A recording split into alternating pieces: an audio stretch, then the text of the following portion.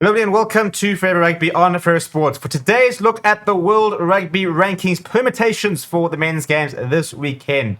And lots of very interesting scenarios. The good news is that the Springboks can finish the weekend in the number one spot. However, they will need a lot of victories to go their way. And I think maybe two of them potentially could be on, but one of them very unlikely. But the very interesting thing is that four different nations can all finish the weekend at number one, and there can be lots of different various movements across the world rankings table, which is quite interesting. Before we look at exactly what these permutations are, as well as which games are going to be the big ones regarding to the rankings, please do smash like on the video. Please do subscribe to the channel as well. Now, the top four can all go number one, that being Ireland, France, New Zealand, and South Africa. But lots of various things will have to happen.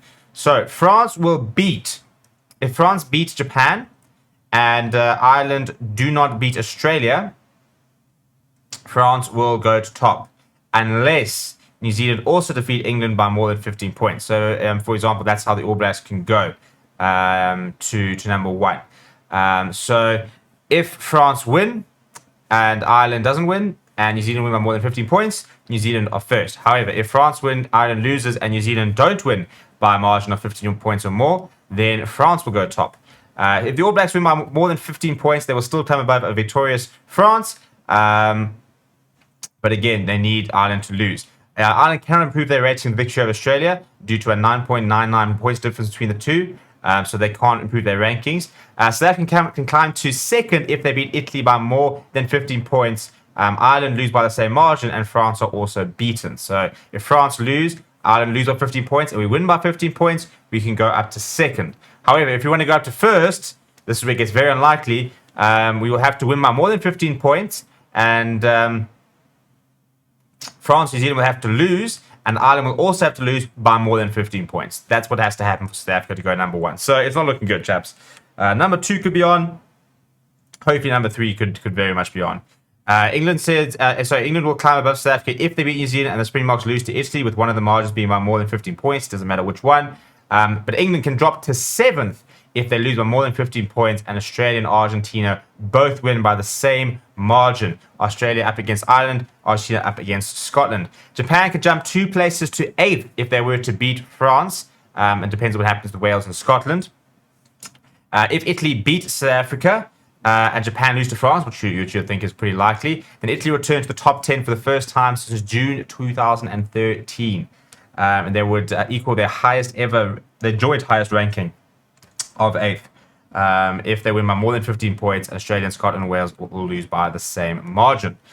Scotland must beat Argentina by more than 15 points to be the higher ranked of the two nations.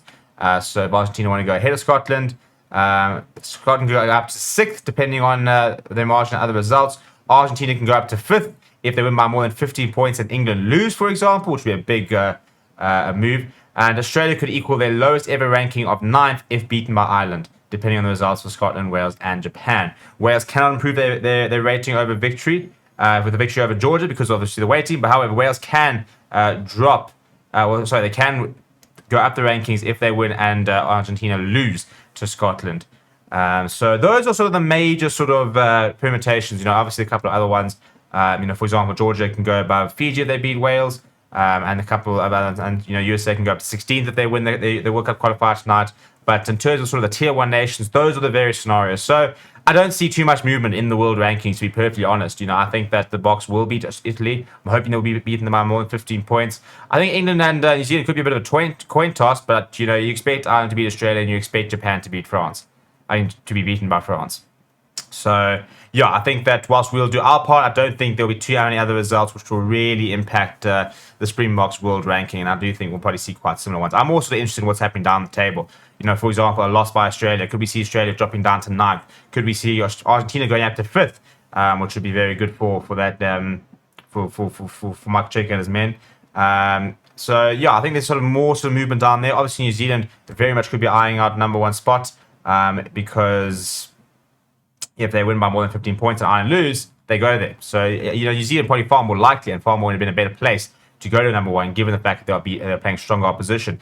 What this does do, for example, though, is this could very much set up South Africa to potentially go number one next week. Because, for example, Ireland and France do not play next week.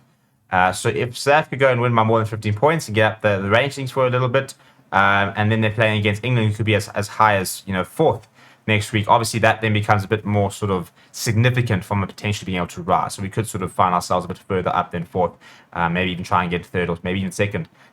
Before the end of the year. Let me know what you think about the rankings. What sort of results do you expect to see, and will we see any movement? I want to know what you think down in the comments below. We'll be live for all these games, so please do come and join us over the weekend. Please do smash like on the video. Please do subscribe to the channel as well. Thank you very much for watching. My name is Steven. I'll chat to you soon.